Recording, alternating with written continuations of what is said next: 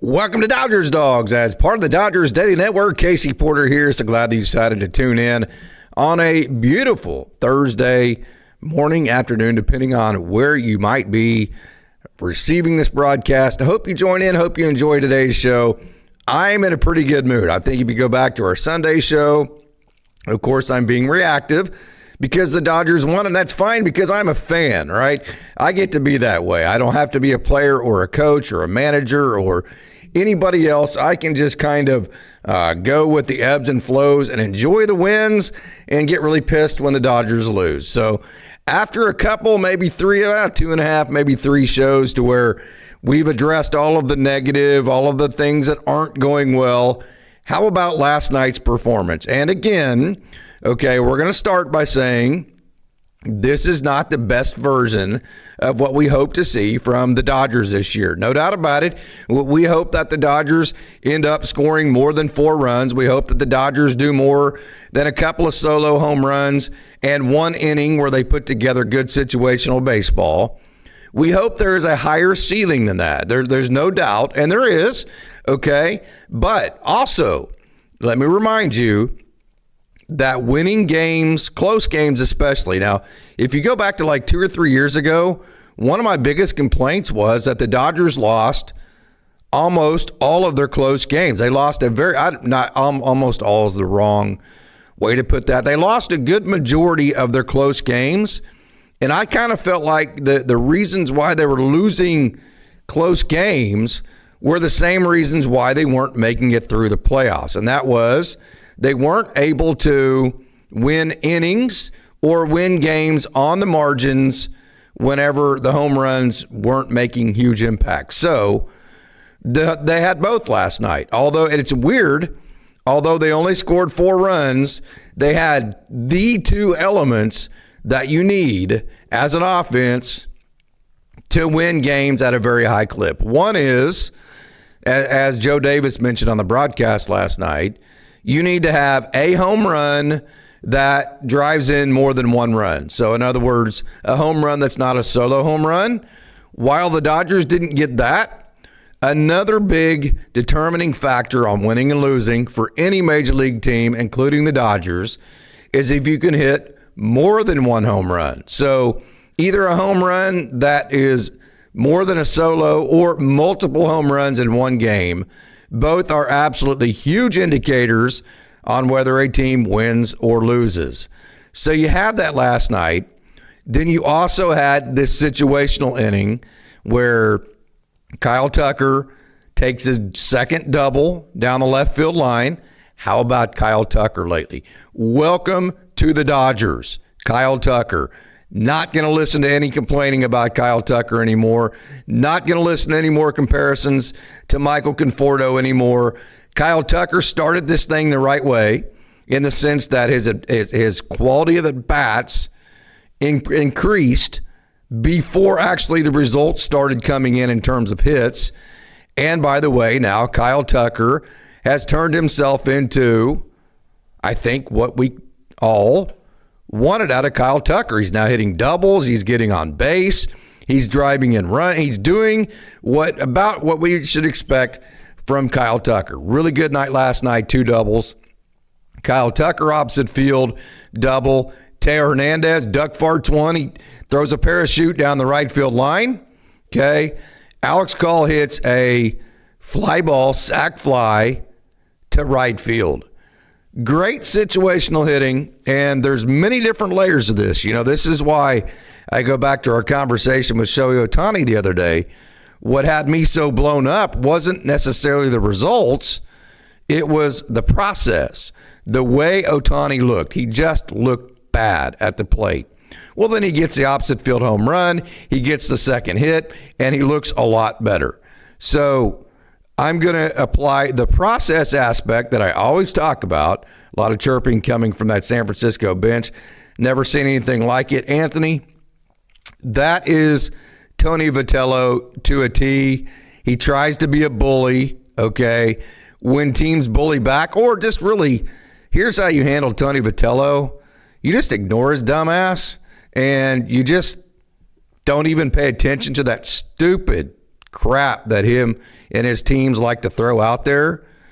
And you just act like you've been there before. You've done it before.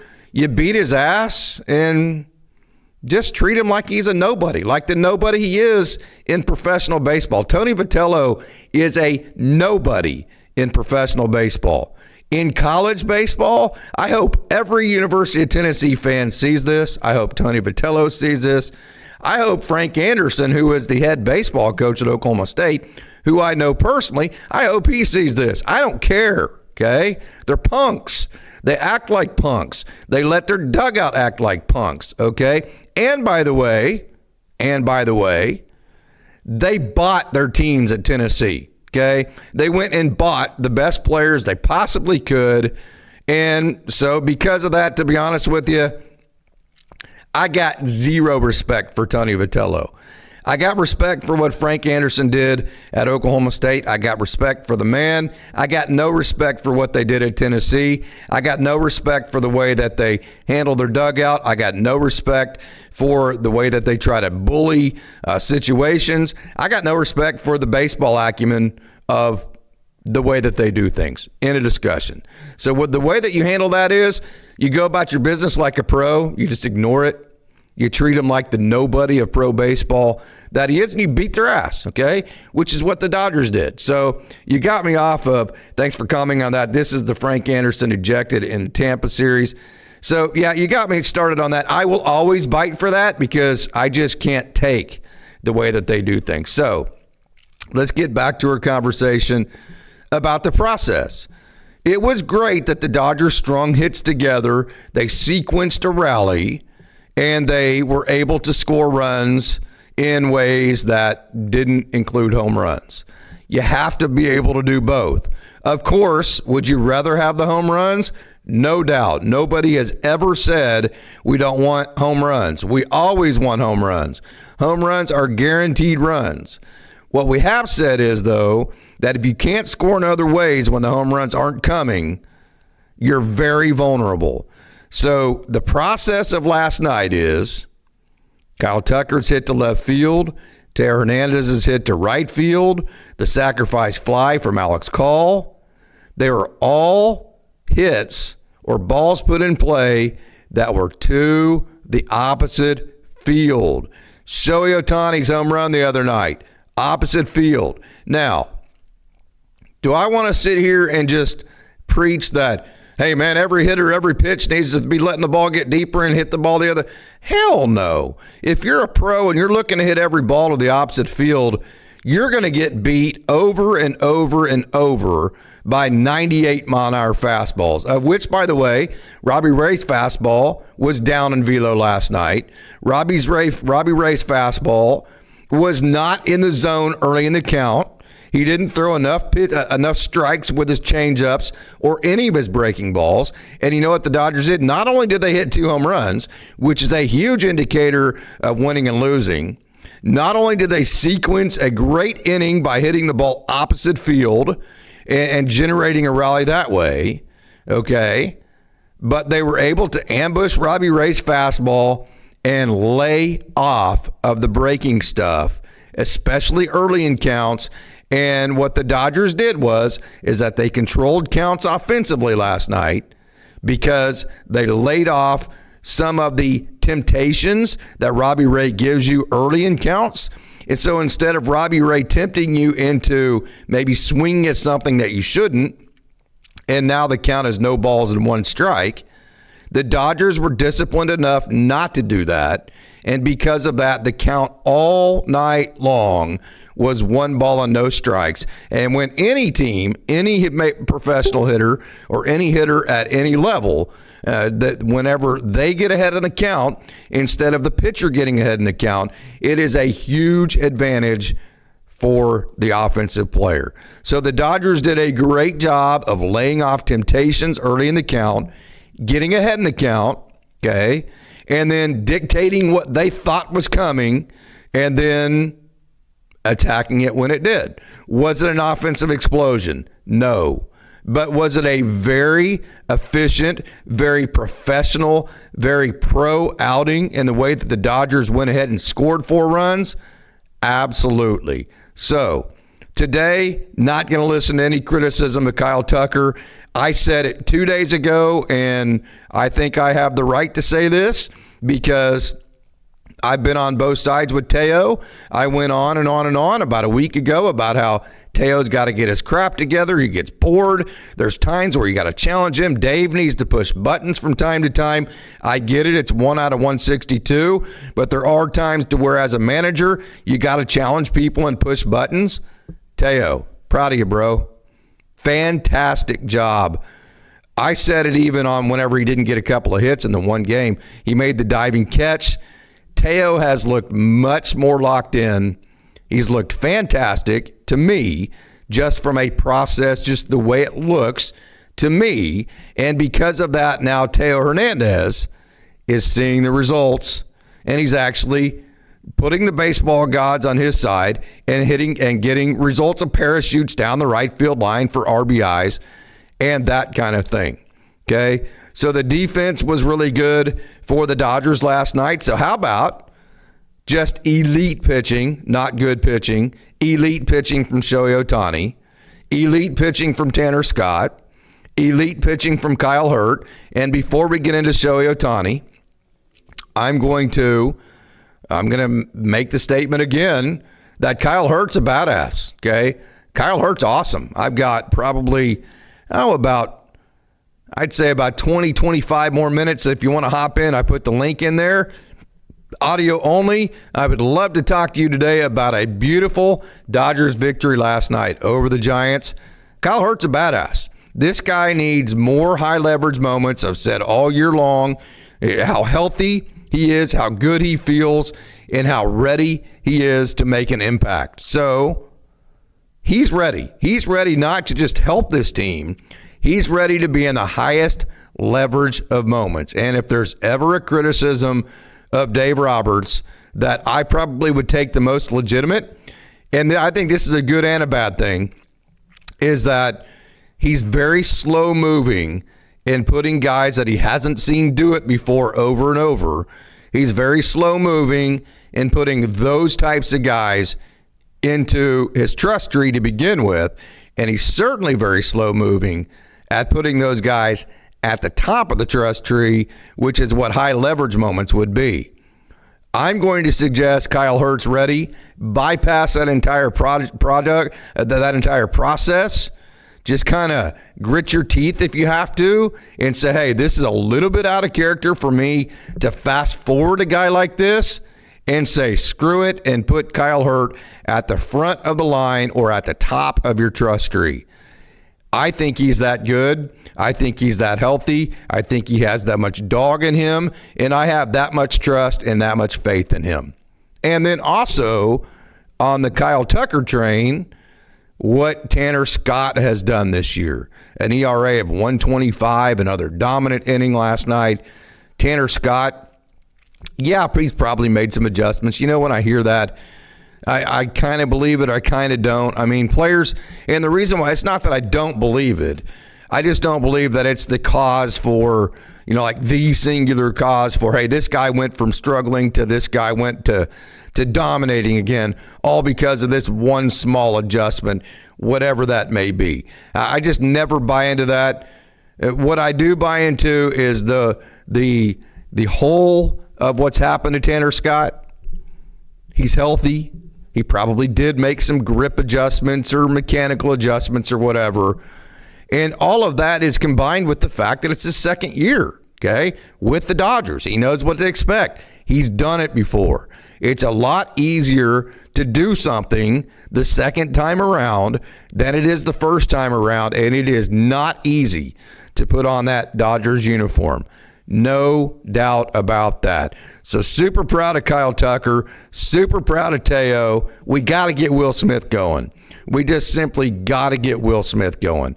He is a huge part to this offense. He needs to be that bridge between your Hall of Fame guys at the top and then the bottom of the order guys that have been very good so far. So when the top of the order struggles, bottom of the lineup doesn't, and they perform, you need that bridge in the middle between him and Tucker that are just kind of every day, they're there for you, right? So that really, Will Smith, we got to get him going. I think what you'll see if you can get Smith and Tucker going is you'll see not only an explosive offense, but I think you'll see a lot more consistency with it. So last night probably should have been a 7 or 8 run game for the Dodgers, but because a couple of guys weren't quite as good as they normally are, it ended up at 4. But because you have great pitching, not great pitching, elite pitching, you're able to win the game. So you got to get Will Smith going. Freddie Freeman's hit some balls hard lately. He's getting on base. You know, we had the home run last night from Mookie Betts to the pull side. I like to see it. I wasn't totally fired up about it. I think pull side home runs for Mookie Betts at this point, I worry that they could be fool's gold. I did like the fact that he hit the ball extremely hard to Willy Adames his last time up. I was more fired up about the ball that Mookie Betts hit on the line to Willy Adames than I was the home run that he hit. Pull side home runs where Mookie Betts is hitting the ball in the air, maybe that's sustainable, maybe it's not. It always has been in his career. I'm still kind of in a wait and see right now. The version of Mookie Betts that we're getting in 2026, I'm going to have to be convinced, not that my opinion matters at all, but I'm going to have to be convinced that hitting pull side fly balls is a good thing for Mookie Betts. He's 2% under league average in home runs for fly balls. So the home run last night, I love it. I'll take it. It was the second run of the game. It helped the Dodgers beat the Giants. All that's great. But from a long-term process perspective, I'm a wait and see on whether that actually fired me up or not. I'm sure most people will have a different opinion on that, but that's just kind of where I'm at on Mookie Betts. So Santiago Espinal, it was great to see him hit his first home run in 2 years, right? That was a pretty awesome thing to see, and against his former team. And then what I really liked about it was in the post game, I just really liked how he didn't act overly excited. You know, kind of goes back to the conversation I was having about the way that you treat somebody who acts so ridiculous in the dugout, or his team acts so ridiculous in the dugout, like a Tony Vitello-led team, is that you just kind of act like a pro. Not kind of act like a pro. You act like a pro. Act like you've been there and done it before, right? I mean, just that's how you should act. I'm not saying you shouldn't play with emotions. It goes back to play with emotions, but don't be emotional. You know, I think Santiago Espinal did a great job of just acting like a pro. Hey, been there, done that. It's kind of a cool deal that we beat the Giants. It's a cool deal that I helped. That's my job. I'm a pro. That's what I'm supposed to do. I thought that was very impressive of him to say that. And then obviously the press conference with Dave Roberts, again, just very descriptive. I'm telling you, if you follow head coaches or managers, if you follow their post-game press conferences, I'm just going to tell you point blank, Dave Roberts' press conferences have more meat to the bones than almost all of them. Most press conferences I've ever listened to or been a part of, yeah, fans want to hear it because it's the head coach, but you really got nothing out of it that you didn't already know. It's all coaches talk. Really, Dave, if you listen to his press conferences, he's very descriptive on the action. He's very open with the way he feels, and he gives his opinion, and he kind of gives you the state of where his brain is at with his team. So I always feel very much so informed whenever I watch the Dave Roberts post-game interviews. I always really appreciate them. And so for Ohtani, okay, this goes back to me for Shohei Otani last night. This is proof that Shohei Otani should not hit whenever he pitches, okay? Proof, not the results. I'm not talking about the 7 innings, 4 hits, no runs, 2 walks, 8 strikeouts, 105 pitches. Not talking about that. I'm talking about the fact that he was able to go 7 innings. The fastball velo was up significantly, okay? The splitter velo was up significantly. The stuff played up. The velo was up. The stuff plus metrics were elevated last night, which tells me that when he's not hitting, he can concentrate more of his energy and more of his focus on letting his stuff play up, which it did last night. So while the stuff was playing up, the execution was even better than usual. So what he was doing, here is the nuts and bolts in the most simple way that I can put what Shohei Otani did last night. He didn't get bored. He didn't get bored. He used the energy, the extra energy that he was given by not hitting, and he used that to focus in on letting his stuff play up, creating better execution, and then also now he did throw some splitters, and the splitters were in the 91 range to prove to what I'm saying here. But really what he did was he was a 2-pitch pitcher. He threw fastball, he threw sweeper, and he threw him not almost. He threw him at an identical clip, the exact same amount to both to right-handers. He threw exactly 48% exactly 48% four-seam fastballs, exactly 48% sweepers to right-handers, and then he threw mainly fastballs to left-handers. He didn't get bored. He knew that his stuff was better than the San Francisco Giant hitters, and he said, you know what, until they prove me differently, I'm going to be a 2-pitch pitcher that relies on my stuff playing up, that relies on execution, and until the Giants show me that they can beat that formula, I'm going to keep doing it over and over and over and over. And it worked. He stole strikes with his sweeper early on, and then he used his fastball. By the way, the not just the velo, not just the execution, the movement was up for Shohei Otani, and the RPMs on his fastball were also up as well. So not only did he have extended velo, higher velo, he also had, actually, let me get into my metrics here. Here are some of the other underlying things that Shohei Otani was able to do at a higher level than he's done on his season average. He had higher backspin on his fastball. Matter of fact, the RPMs on his fastball last night were 182 rotations higher than normal on his season. So 182 RPMs higher than normal on his backspin on his fastball, which created that ride at the top of the zone.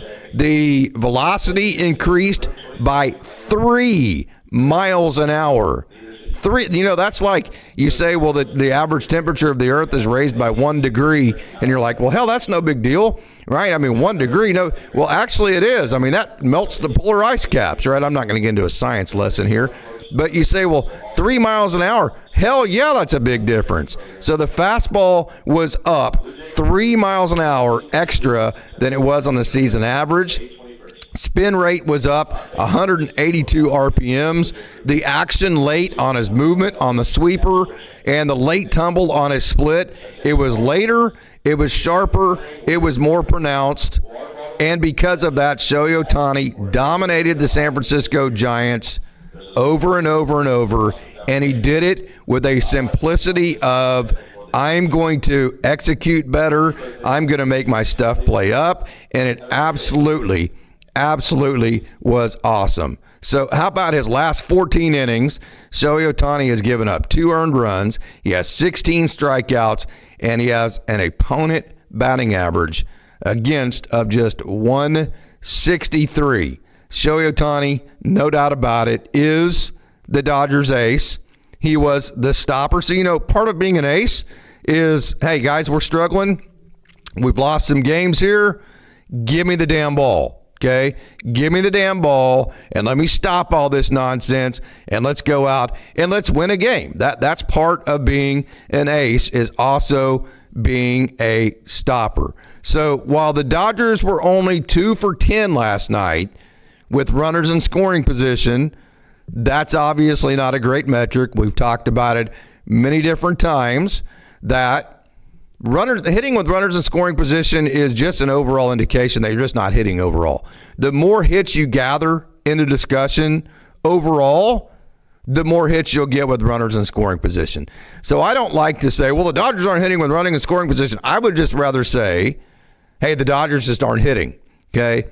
Very rarely will you find a stretch of games to where the Dodgers are gathering a lot of hits and hitting well, where they're not also doing a good job with runners in scoring position.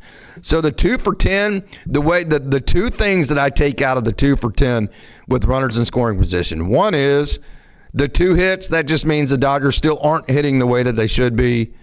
It was great. I mean, great to see that the Dodgers put themselves in a position to have double-digit chances to hit with runners in scoring position. Those are the 2 things that I take away from that. And then also I take away, like I was talking about earlier, the situational offense where the Dodgers went oppo 3 different times to score the run on the double by Kyle Tucker, the single, the parachute by Teo Hernandez, and then the sac fly from Alex Call. Meanwhile, the Giants went 0 for 7 with runners in scoring position. The Giants struck out 10 times, and they didn't have very many opportunities. And the opportunities they did get, they didn't cash in. And by and large, the Giants just suck. Point blank and simple. This is a team the Dodgers should be kicking their ass. The offense for the Giants is not good. There are definitely specific game plans that you can beat guys like Robbie Ray with. Like, hey, don't let him get you behind the count by swinging at stupid crap early in the count, right?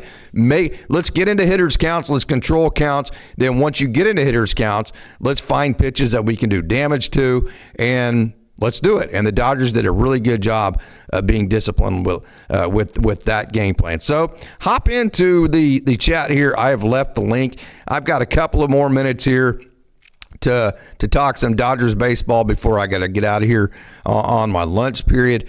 But the bigger offensive trends for the Dodgers, Andy Pages continues to have a 312 average. Nice play by him last night. What in the hell was Willy Adames doing? I was laughing my ass off on that play. I was laughing so hard. Willy Adames didn't know the difference between his head and his ass on that play, and I thought that was just absolutely hilarious. Thank you very much. Appreciate that double play.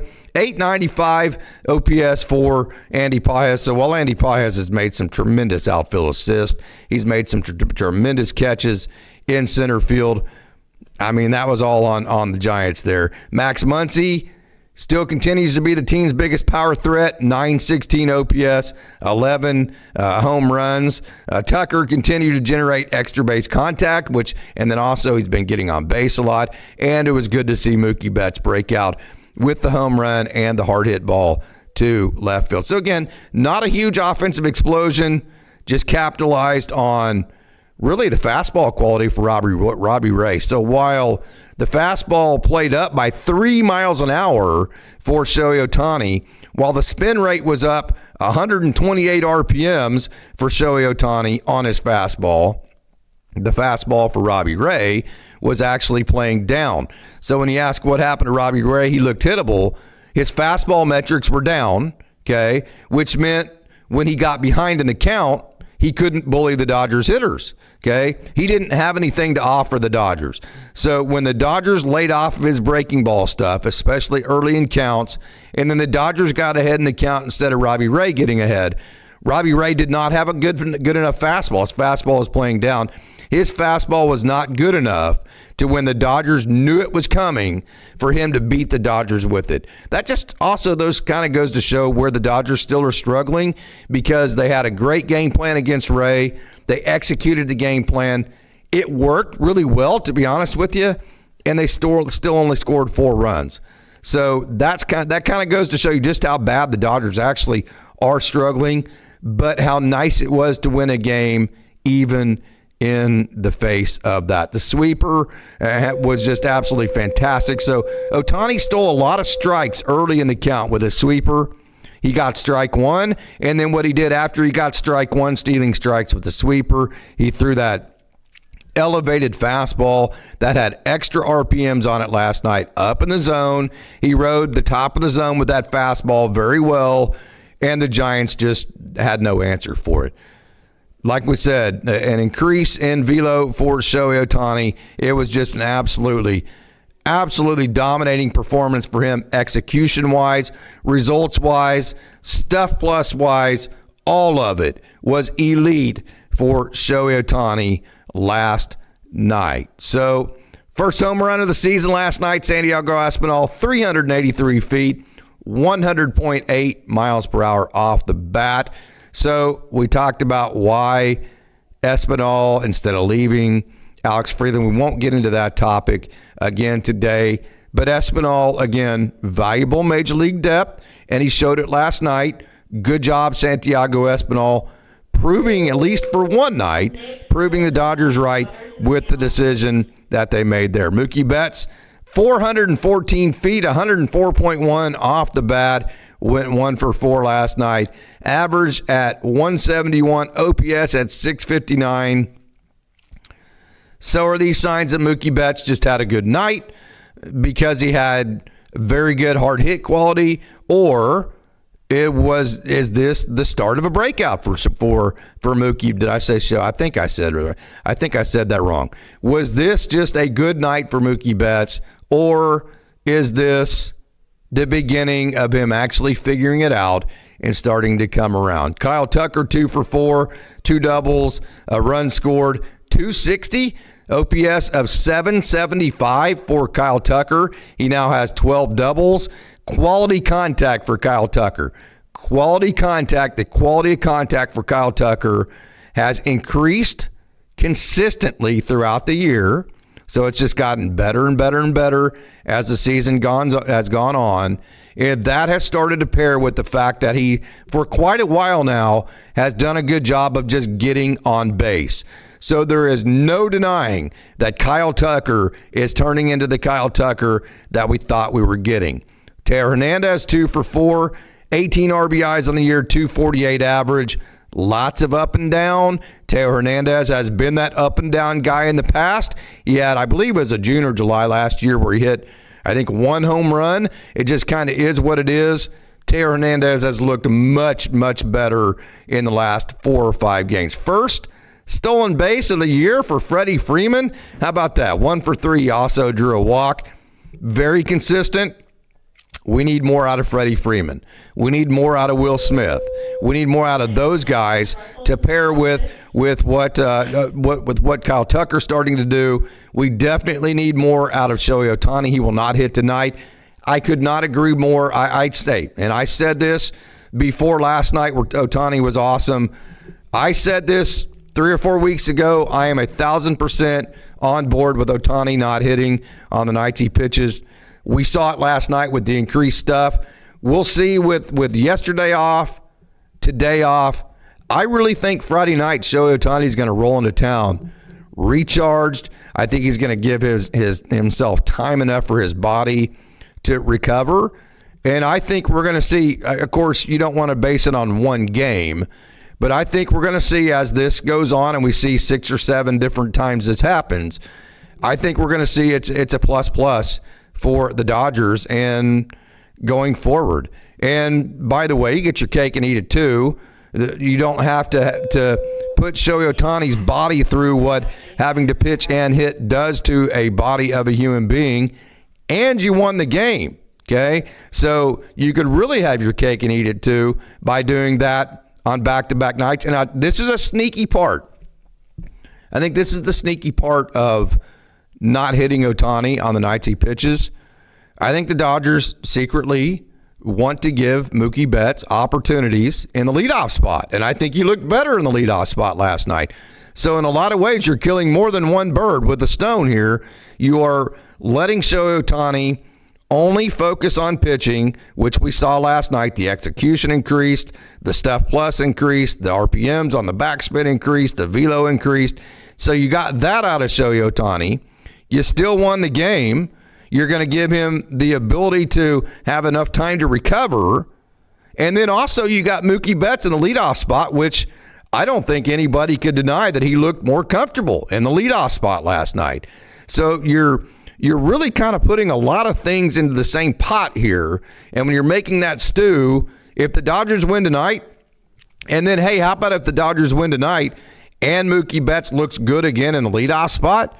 I think you're killing a whole bunch of birds with one stone. So I think that's an interesting, very underrated narrative to this that I think the Dodgers, I don't think the Dodgers would want to get the narrative about, hey, yeah, we're trying to sneak in a couple of Mookie at Betts leading off situations a week just naturally by not having Shohei Otani hit while he's pitching. I do think that's a byproduct, but I do think that's also something that Dave Roberts understands. I think that's something him and the front office have discussed, that you're able to get your cake and eat it there too with getting Shohei Otani some 2 games a week at least where he gets to be the leadoff guy. So Freddie Freeman on the year, 277, 784 OPS, great plate discipline.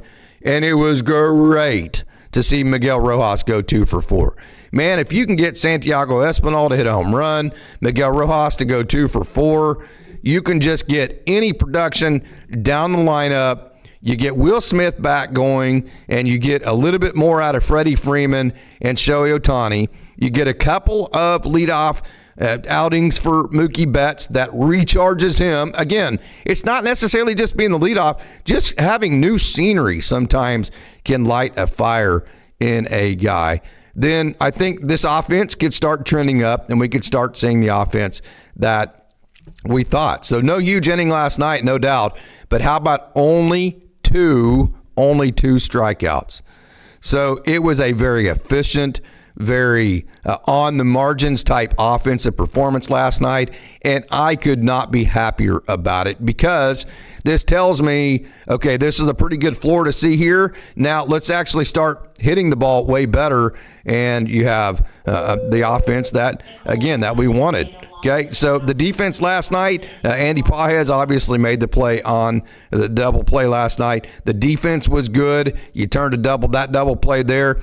Controlled the running game of the Giants. They don't run a lot. Limited mistakes. So pitching, defense, timely hitting, especially if that's power. Only one error on Alex Call there, but overall a very strong defensive performance for the Dodgers. I thought there was good communication, and that's all behind. That's kind of a mandate when Shohei Otani is throwing as well as he does. That's kind of a mandate to do behind him. So Shohei Otani, how about the ERAs of the starters right now? Otani 0.82, Glasnow 2.72, Yamamoto 3.60, Robleski 2.42. Somebody might put the ERA of Emmett Sheehan in there as well, and Blake Snell just got started. I do not have that written down. ERA of Tanner Scott now in the bullpen of 1.55. Kyle Hurt has an ERA of 0.82. 2 strikeouts last night. How about that? We talked about how Kyle Hurt is becoming, or is to me, needs to be fast forward to the top of the trust tree for the high leverage moments. And again, you got production from Espinal, Rojas, Alex Call. All 3 of them played a role. Call with the sacrifice fly. Rojas 2 for 4. Espinal home run. When you get production from those marginal players like that it is really, really, really a good thing for the Dodgers. So Shohei Otani, I think, squarely is the ace for the Dodgers. I think the question to look forward to was last night just a good game for Mookie Betts, or was there something to him being in the leadoff spot that ignited him, and him being in the leadoff spot naturally 2 times a week? This is going to light a fire in his ass, and this is the beginning of a good trend moving forward for him. I think that's a question that needs to be monitored moving forward. Can Andy Pages continue to sustain his incredible, I don't want to call it a breakout season because he had really good moments last year. Will Kyle Hurt be given more high leverage innings? And are the Dodgers starting to become more balanced, if not explosive? I think those are some of the questions that intrigued me about last night's game that I'm looking forward to answering as we move forward. But certainly not one of the most explosive, but definitely one of the cleaner games all season long. I'm not exaggerating when I say that. When and I'm using I'm not using the best or the most explosive. I'm using the word cleaner. One of the cleanest wins of the season when you talk about the offensive efficiency, the efficiency of Shohei Otani on the mound, the efficiency defensively. Certainly one of the cleanest wins for the Dodgers on the season. No doubt about it. So hopefully this is the Dodgers showing signs of coming out of it, although they're still in second place, a half a game behind the damn Padres, right? So, hey, let's get into some of the comments here. Mookie, always catalyst. Ohtani, smooth. As Butta Smith is going to heat up. Love you, Case. Go Dodgers. Thank you so much. Ubi, cool. 25-27. I could not appreciate your support and your wonderful comments any more than I did. Ohtani has had his Drysdale face on, dared you to hit it. No, he had the badass look like, I'm a badass. There's not you can do about it. And it's going to be all night long. He went all Lionel Richie on the Giants' ass last night, and I could not love it anymore. Yeah, Robbie Ray did look hittable. Went over that. Jeff Roll, thank you for joining. Hope we're not looking ahead to the series with the Padres starting on Monday and lay another egg against the Angels. That is a great point. First of all, going to win the game tonight. Padres are going to be jacked up and think they're going to kick the Dodgers. Yeah, hopefully not. We'll see. Let's go one game at a time. You got plenty of games before that. I'm kind of on the, hey, let's not overlook anything before then. Honey Oats, Mookie smoked a couple of balls aside from the home run. Yeah, no doubt about it. So that was great to see. What's up, Chuck? Thank you so much for joining. Again, I'm going to put the link to the show in the chat right now before I read the rest of these, and go ahead and hop on in. There's the link right there. Let me type this in, and you will be able, you now have there's the link. Come join the show, right? Come join the show if you want to. We don't always get guests, but I always like to make sure and invite because, I don't like to be by myself. I like to talk to you wonderful Dodgers dogs. How did Will Smith do yesterday? Will Smith is definitely well, before we get into how he did yesterday, let's just kind of address the bridge part of, we had this conversation yesterday. Austin and I did. If you haven't checked out our show yesterday, it's part of the Dodgers Dogs, is part of the Dodgers Daily Network.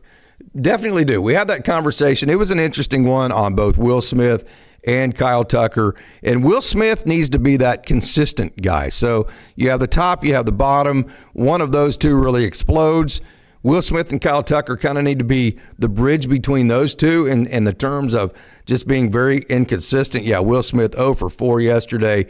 He is hitting .256, OPS of 679 on the season. And whenever you go a little bit deeper into that, this month, the last 7 games for him, 231. Last 15 games for Will Smith, 220. Last 30 games, a little bit better, but the last 15 games for Will Smith has not been good. 220. He has an OPS of a little over 600. So got to get Will Smith going. No doubt about that. 100%. Got to get him going. Hey, what'd you think about picking up Alek Thomas? I have not been able to dive into that. I think I'm going to actually write an article, Jeff. It's going to be pretty in detailed, and then I'll develop my opinion on that, and then I'll get with Austin, and we'll have a whole segment on a Dodgers Dog show about Alek Thomas. So let me punt that down the road till I can do a more thorough investigation of that and get back to you on that. Yes, Honey Oats, DePaula and Hope struggling at AA right now. Not to be surprised. I've warned Dodgers fans over and over and over. Just let them play. There's a beginning, there's an end, and there's a middle and an end. Just let them play. It's fun, but just overanalyzing guys that are still 20 years old, trying to AA is very difficult. That's why I don't like top prospects list. I'm not surprised at all that they're struggling. That doesn't mean anything to me. That just means this was This is part of the process of being a minor leaguer. So, Honey Oats, you could not be more correct. They are struggling. Zaire Hope went 0 for 5 yesterday. Josue De Paula went 1 for 4 after going, I believe it was 0 for 11. So, yes, they are struggling, and that doesn't bother me a bit. Matter of fact, I'm kind of glad they're struggling, because now they can say, okay, well, what are my holes? What do I need to work on? What do I need to fix to make myself the most major league ready before I get to the major league? So I think that's definitely something to monitor moving forward. How do those two go? Meanwhile, not yesterday. He didn't have a good game yesterday, but Chris Newell had been starting to heat up as an outfielder with the AA Tulsa Drillers as well. Yes, definitely, Chuck. Thank you so much. Please hit that like button if you have not done. I do not done so far. I do. Hey, Austin Brubaker, happy Thursday to you as well and everybody else. I do not have any updates on Gavin Stone. We will not have any for a long time. I've tried to reach out to the Stone camp. I don't ever get anything back from them. We usually don't hear about him until like he's 2 days away from joining the team. So, sorry, I don't have any information on that. I really don't know how to even get any. Hey, Anthony DeSantis, appreciate the show so much. You get color and in-depth info you do not get on other shows. Thank you so much for that wonderful comment, Anthony DeSantis. Do you think Will Smith calls a better game for Ohtani than rushing? No, I think rushing is pretty badass at calling games. I think literally last night was Shohei Otani didn't pitch, so he was able to only focus on, or didn't hit, so he's only able to focus on pitching. So the RPMs were up, 128 rotations. The velo up was up by 3 miles an hour. And then he simplified to stealing strikes with a sweeper, throwing the high-riding fastball to the top of the zone. And when you simplify, execution gets better, and so he had better stuff, better execution, and that was simply an overmatch for the Giants. So I don't think that was pitch calling from Will Smith. I think that was an intentional plan from the Dodgers to play off of the fact that his stuff was hot. Let's not get too complicated. Let's keep it simple. Basically a two-pitch pitcher. Let's sprinkle in a splitter every now and then, and let's just beat their ass. So I don't think that was Will Smith. I think that was intelligence on Mark Pryor and everybody around that, hey, they can't beat him as long as we keep doing this. Jeff Roll, I would still rather see Shohei hitting second or third. We talked about that last night. I thought Mookie Betts looked energized in the one hole. And again, I'm going to say it again, a sneaky part of Shohei Otani not hitting on the days that he's pitching, and then also on the next day, is that it naturally gives you 2 days a week for Mookie Betts to lead off. Kyle Hurt was throwing gas, no doubt about it. Double A is a big jump, no doubt, Chuck. Smith and Tucker make even Muncy look swag. I'm not worried about DePaula, but Hope strikeout rates are concerning. I don't disagree with that. He's always been that because he swings basically straight up at the ball. So I think that's a legitimate concern there. Hey, I'm going to put together my Down the Farm later today. Make sure and stick around for that. Be looking for that to be released about 1 o'clock Pacific. But until then, I'm out of time. So I want to thank all of you wonderful Dodgers dogs for tuning in. And until next time, never forget, it's a great day to be a Dodger.